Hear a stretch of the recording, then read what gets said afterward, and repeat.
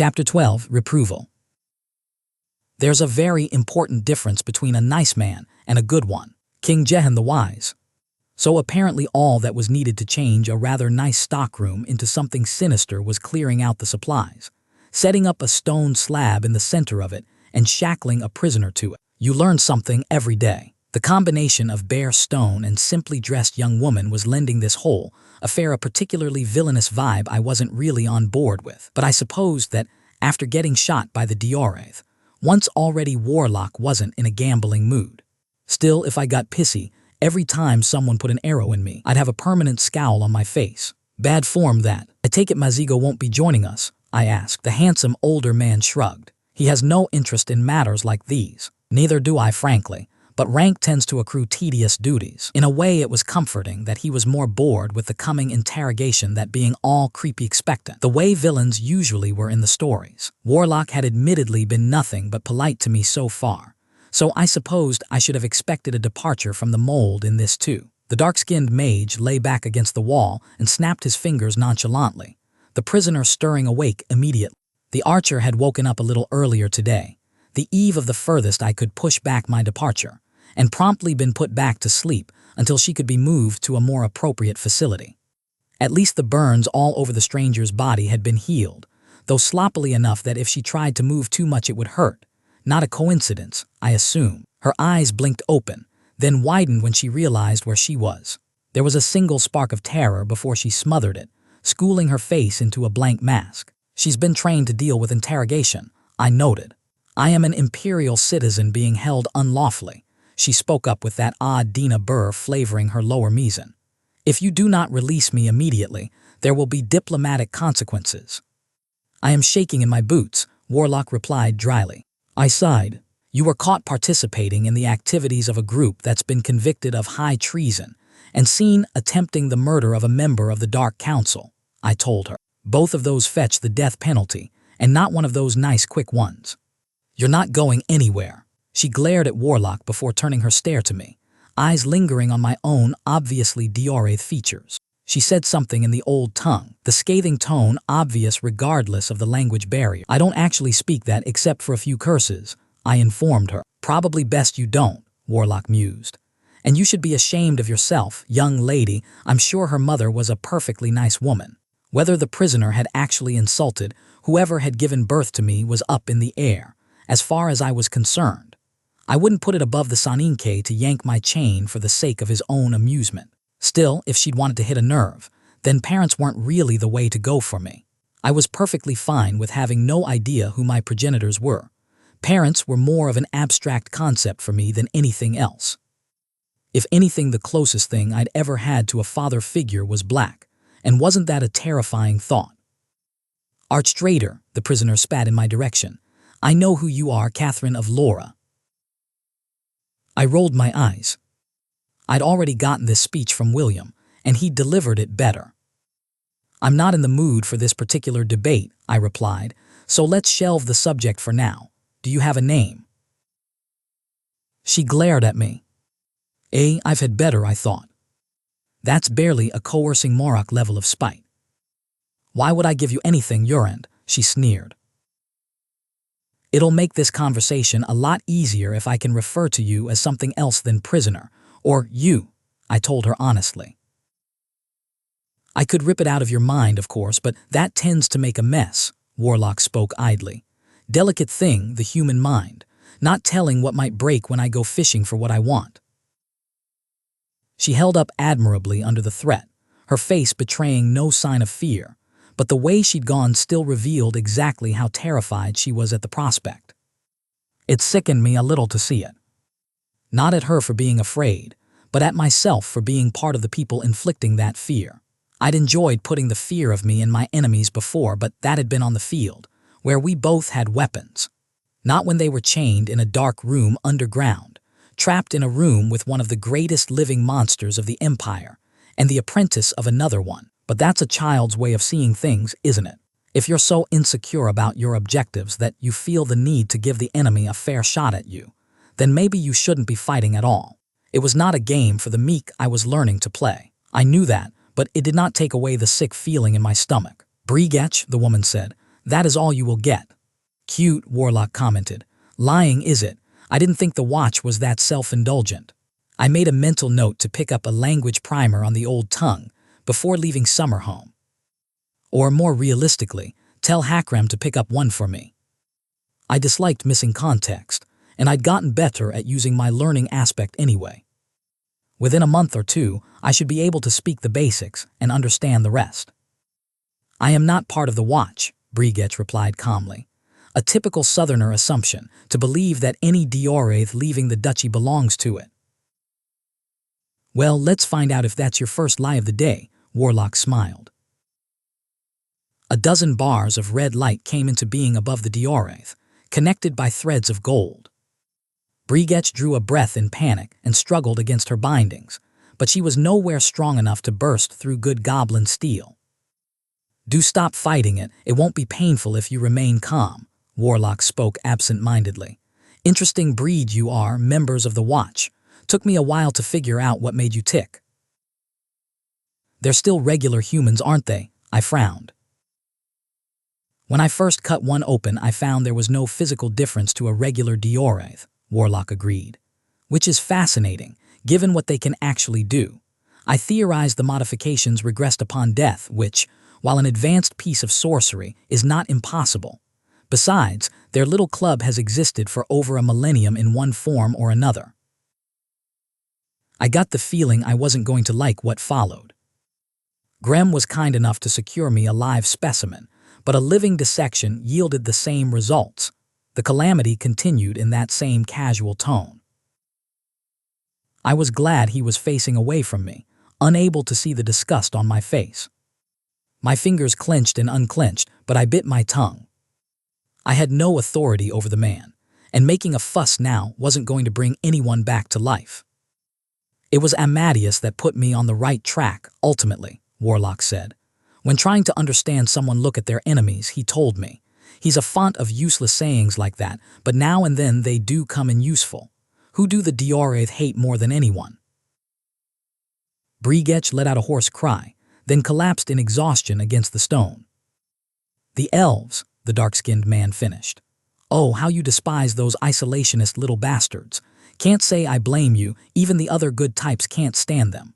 Regardless, their entire species adds more weight to their presence in the pattern the longer they live. From there, it was a natural leap to start examining your souls. The red bars dropped down into the stone, digging into it, and the cords of gold thickened until they formed a ridge not unlike a painting's frame. No, I realized, as the golden magic spread to fill in the circle. Not a painting, a lens. There were arcane runes forming and dissipating across the surface, though I did not know their meaning. Warlock clicked his tongue against the top of his mouth. Bad habit, lying, he commented. Though it's interesting you've only taken the first 3 oaths. They don't usually send out anyone without at least 5 under their belt. I frowned. She's tinkered with her soul, I asked. That seems incredibly dangerous. It would be more accurate to say they bind their souls to a source of power, one I've yet to identify, Warlock explained. They use rituals called oaths to tap into it according to set patterns. Night vision, accelerated reflexes, superior endurance, and even an extended lifespan. My frown deepened. Not the gods, surely. The dark-skinned man snorted. A little above their reach, that. It's not one of the angelic choirs either, or anything demonic. My best guess is a nature spirit of some sort. There are things in this land older than you could hope to conceive, Breagach gasped. They always say that, Warlock mocked. Oh, our spirit guardian is beyond your comprehension. Its power is unrivaled, tremble and flee. The second part was spoken in one of the worst imitations of the Calamian accent I'd ever heard. There's a difference between gods and gods, child, the Calamity murmured, and I've more than a few of the latter's corpses in my laboratory. A shiver went up my spine at the words. Maybe if he'd sounded like he was boasting, I'd have dismissed the claim, but he sounded so matter-of-fact. Like there was nothing particularly unusual about taking apart literal forces of nature to see how they worked. Monster, I reminded myself. Polite and charming, but still a monster. Anyhow, the mage shrugged, we have what we need. The watch answers directly to Duchess Keegan, meaning she knowingly broke the terms of her client state treaty with the tower. There wouldn't be war over this, I knew. The Empire wouldn't open a second front in the war over such a small incident. But there would be consequences. The tribute this year is going to be particularly expensive, I think, I murmured. Politics, Warlock dismissed, tone uninterested. The magic over the prisoner winked out a moment later. That's what Black and Militia are for. He turned his eyes to Breagach, who while visibly tired was still awake enough to look at us with undisguised loathing. And you, my dear, are going back to sleep, he continued mildly, raising a hand. Stop, I said. The stare the Calamity graced me with was mild, but I still had to stop myself from reaching for my sword. Black mentioned a bloodline ritual, I said. We already know she's watch, Warlock replied impatiently. I tire of wasting time on this affair. You said it was odd she's only taken 3 of the oaths, I pointed out, mind slowly catching up to what my instincts had latched on. If she was deployed even though she's not fully trained, there's a reason for it. And you think a bloodline ritual will explain that? The mage replied skeptically, though at least I had his full attention now. If I were sending a representative into a war, it'd be someone I knew I could trust, I grunted. The Calamity's eyes narrowed. He'd gotten it. For all his flaws, the man was clever, and who can you trust more than your own blood? He finished in a murmur, turning calculating eyes towards Breagach. She'd gone still again. Warlock tapped a finger against his belt, and a previously invisible sigil lit up, dropping a slim knife into his palm. Blood magic, I spoke flatly, not bothering to hide my disapproval. Get over yourself, girl, he replied in the same tone. The same discipline is the only reason that scar across your chest didn't kill you. Besides, I just need a few drops. I scowled as he walked up to the prisoner and cut on her upper arm as she tried to wiggle away, collecting a few drops and keeping them on the edge of the knife. He crouched on the ground and bright red flames lit up the tip of his index as he traced a pentagram of soot on the stone. He added a few runes at the tips afterwards, then traced a circle in the middle and flicked the blood into it. I couldn't quite make out the words he whispered afterwards, but I recognized the cadence, Mthethwa, an older dialect. He rose and took a step back. And now, I asked. By contracts made, I summon you, he replied, still looking at the pentagram. There was no flash of light or sudden smell of brimstone. One moment there was nothing, then a little creature stood inside the pentagram, sniffing at the circle. Its skin was a reddish gray, with its disproportionately large head sporting a pair of ears vaguely reminiscent of curved horns. Bat-like wings were coming out of its back and flapped as it chittered in a guttural language I'd only heard spoken once before. The dark tongue, what Captain had used to order the abomination that had taken us up the tower. It doesn't look sentient, I finally said. It isn't, Warlock agreed. Blood imps are never particularly clever, and this one's not even a decade old. I shot him a quizzical look. Devils begin as the personification of a concept, the Calamity explained with a sigh. The older they get, the more they can think independently of that nature. There are differences according to breeds, of course, with more abstract concepts resulting in greater intelligence.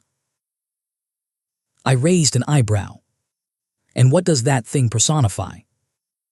Hunger for fresh blood, Warlock replied absently, eyes on the imp. I followed his gaze, saw the devil was now licking Breagach's blood like a cat would a saucer of milk, making ugly little satisfied sounds as it did. The sight was nauseating. Good, the mage smiled, and now for the pleasant part. He raised a hand and closed it into a fist. The imp rose into the air, letting out shrieks of dismay, then an invisible force brutally squashed it. Not a drop of the reddish mulch it turned into splattered, forming a perfect sphere still hovering above. Slowly it descended and filled the circle. There was a heartbeat after that, then lines of red emanated from the circle to touch all the tips of the pentagram. The whole thing smelled like rotten blood. Letters in the old tongue started appearing on the stone, forming a family tree circling around the remains of the imp. I looked askance at Warlock, who was reading them intently. "Well now," he murmured, "someone's more important than they look." He pointed out a pair of words close to the circle. "That's Duchess Keegan herself," he informed me. "And their relation is," I prompted. "Cousin's daughter," he replied. "Late 20s in the line of succession, but she's still part of the ruling blood." "If you think you can hold me," Breagach started heatedly, but the Calamity lazily waved a hand and she slumped down abruptly, unconscious. I let out a long breath. "Well," I announced, "that's that. You'll be keeping custody of her for now. Until it's been decided what will happen to her, yes," he acknowledged. "You've secured the hunter." "As secure as a hero can ever be anyway," I grunted. "He's a liability. I don't suppose you've got a way to bind his name." The Calamity shrugged as we left the room, stopping only a heartbeat to incinerate the remnants of his ritual with a flick of the wrist. "It's possible to bind or usurp a name with the right tools," he agreed, "but a proper ritual site is needed to manage it. The only usable one in Callow is in Lease, which would make the matter rather tricky." It figured. I'd just have to put in place as many precautions as I could. We strolled out of the room to a smaller chamber. Someone had helpfully placed a pitcher of wine on the reading table by the window, and I wasted no time in grabbing a cup and pouring me something to drink. I could use a little steadying after that whole affair. The roof of my mouth still tasted like rotten blood. I poured Warlock one too after he gave me a pointed look, sipping at my own as an awkward silence took hold. He was the one to break it. "Later tonight," he spoke, "my son will ask to accompany you on your campaign. You will accept." "He's been dropping hints in that direction for a few days," I grunted. There was no denying that Apprentice would be an asset, and I'd already intended to say yes, but being more or less ordered to do so rankled. I wasn't sure exactly where I stood to Warlock when it came to the pecking order, but lower seemed like a safe assumption. "Yes, he has," the Soninke sighed. "That was meant to indicate he would accept an invitation if you extended it." I raised an eyebrow. "Why didn't he just ask?" "Black needs to go over name etiquette with you again," he replied, irritation coloring his tone. "You are the squire. The command is yours, which would make it extremely rude for another name to simply invite themselves along. Villains have been killed for being that presumptuous." I rubbed the bridge of my nose. Was it this complicated being a hero? Maybe it wasn't too late to switch career paths. "I'll explain the misunderstanding," I said, putting down my half-finished glass of wine. "I can't say this was a particularly fun afternoon, but it was certainly educational. If you'll excuse me, I've got a general staff meeting in half a bell and more paperwork on the backlog than I want to think about." "I do not excuse you," Warlock said mildly. "There's still one thing we need to discuss." "I'll make sure nothing happens to him," I said seriously, pretty sure I knew where this was headed. "I know he's not used to military life." "Oh, it's not that," the man chuckled. "You're a clever girl. I'm sure you're perfectly aware of what the consequences of allowing my son to die on your watch would be." I frowned. "Then what's this about?" "Before leaving Ader," he spoke calmly, "you met with militia." My blood ran cold, but I kept my face expressionless. "I did." No point in lying about it. There was nothing uncertain about the way he'd phrased that. The Calamity smiled. "Allow me to share something about the rulers of Pries, Catherine. You see, both Amadeus and Alea Militia, as you'd know her, see the Empire through the lens of how they operate." The dark-skinned man sipped at his glass, eyes shadowed. "Amadeus thinks of it as a great machine, and so sees himself as a cog. An important one, but ultimately replaceable. A simple matter of fit and function." I could buy that easily enough. Black was capable of great cruelty, but he was not, I believed, a cruel man by nature. Violence was a tool to him, a way to reach an outcome. That did not make him any less dangerous or make his actions excusable. But it did matter, even if only a little. Alea is a little trickier to grasp, Warlock murmured. She sees it as a weave and herself as the weaver. She cannot choose the materials she was given to work with, but she can choose what she makes with them. And if a particular thread runs out. The dark-eyed man shrugged. She merely has to secure a substitute, trusting that the work she'd already woven will be tight enough to hold. Why are you telling me this? I asked quietly. Because they're both wrong, the Calamity replied. Prise isn't a machine or a tapestry, it's a living, breathing organism. I frowned. And what's that supposed to mean exactly? A hard smile split the mage's face. You can't rip out a creature's heart and just shove another in its place. I kept my face blank. Warlock was Black's first companion. The dreams had shown me that much, and that he'd be my teacher's staunchest loyalist wasn't a surprise. But how much did he know? I hadn't agreed to Malicia's offer, not in so many words, and it concerned the far future anyway. Ime had told me to watch out for Scribe above the rest of Black's companions, but Warlock was the one sitting in front of me right now. I'd seen him in action when he'd been crippled by magical backlash, and within moments of stepping onto the scene, he'd incapacitated 2 heroes and casually slain another one. If it came to a fight against him, my chances of survival were slim. You can stop panicking, girl, the dark-skinned man spoke coldly. It is not my intent to kill you, though you'd be a fool to think I could not. I see no reason we should fight, I replied, as calm as I could manage. We're on the same side.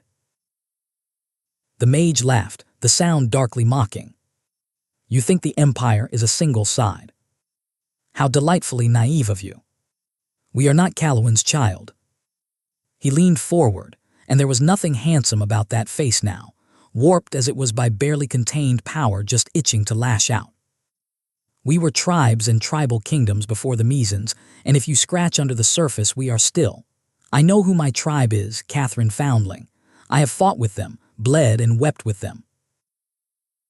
Yet another Prissy telling me I can't be part of their little private club, I replied, anger freeing my tongue. There's a shocker. Because if the man thought I would just sit there and be castigated for something I hadn't done, wasn't even sure I should do, then he could go burn in the bloody hells. Wasn't like he was unacquainted with the damned place. Your birth has nothing to do with this, he said harshly. Neither Scribe nor Ranger are from Prise. Black barely is, by most of my people's standards. We are having this conversation because Malicia summoned you to the tower and made you an offer. I didn't accept it, I spoke through gritted teeth. You didn't refuse it, he replied. That is all someone like Alea needs. She laid the seed, and in the coming years you will have to make a choice. As you are now, I know exactly which one you will make. You are, I spoke icily, assuming a great deal. Maybe you will prove me wrong, Warlock shrugged. I have been surprised in the past, but I speak to tell you this: if you don't, there will be a price. Whatever happened to not making obvious threats? I spat. I don't think you quite understand. I love Amadeus, you see, Warlock admitted casually. He is my oldest and dearest friend, a brother in all but blood. I don't care one whit for the Empire or evil or all those carefully laid plans everybody seems to be following. So you can believe me when I say that if your knife finds his back, I will not kill you. He leaned forward. What I will do is rip your soul out of that mangled husk you call a body, then cast it into the void so you can continue screaming in unspeakable agony until creation itself falls apart, he hissed. Stepping back, he smoothed his robes and smiled pleasantly. I'm glad we had this talk. It's better to air these things out, he said as my fingers tightened against the grip of my sword. You are excused, Catherine. Have a pleasant afternoon. Putting down his cup, he offered me a friendly wave and strolled away, whistling the air to the legionary song. I stood there for a long moment, allowing my breath to steady and the fear to recede. I closed my eyes and forced my fingers to leave my sword, exhaling slowly. Hakram would need to find me another book, it seemed. There's bound to be something out there about the best way to kill a mage.